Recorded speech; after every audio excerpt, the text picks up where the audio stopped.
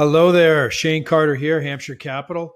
Wanted to put together another quick video and talk about a term I like to use, which is velocity of capital.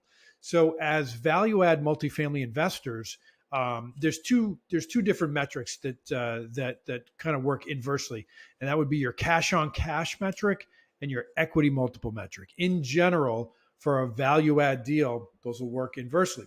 So for a lower cash on cash deal, which oftentimes value add assets are, because there's a value. We're coming in, we're re-tenanting the property, we're doing a lot of renovations, we're renovating units.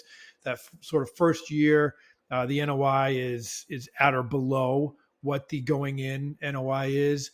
Year two, it recovers, and then year three, it's amazing. And so the cash on cash metric for assets like that and for opportunities like that is generally lower. But with the velocity of capital, the revenue growth, and the increase in value associated with that revenue growth and that NOI growth, you get a much higher equity multiple, right? So let's take a standard deal of, if you have a standard 5-year hold and you've got a 8% cash on cash, your equity multiple is likely in the 1.6, 1.75, 1.8 range, something like that.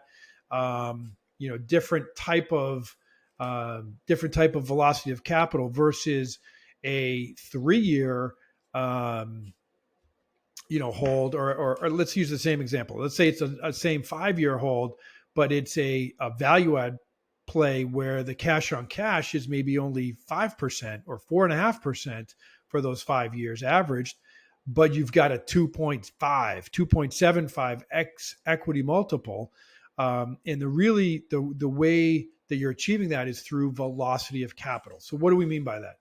So one of the main metrics we look at for a value add deal is, can we fundamentally add enough value in the right time frame?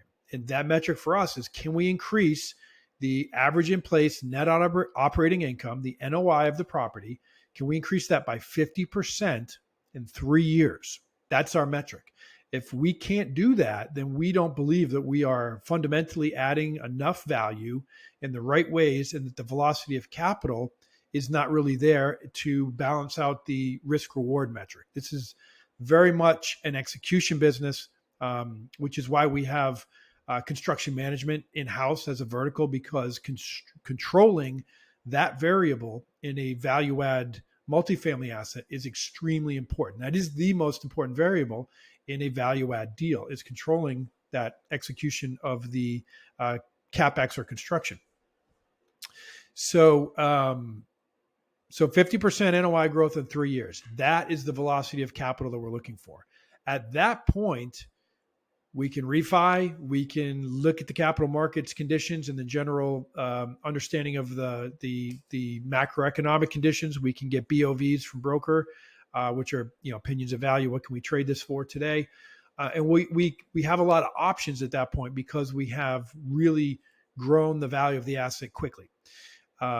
Or if we don't like what we see there, then we continue to run the asset, run it efficiently, try to, we continue to squeeze down the expenses, raise the NOI, through lease trade outs, and, hold on to the asset for another 1, 2, 3 years, whatever we need to be to be able to recognize that the return metric that we're looking for ourselves and for our investors, and really time the market the right way, so that we're not forced to sell. For example, in markets and conditions like this, we can hold on and wait until we think things are going to look more favorable to sell an asset.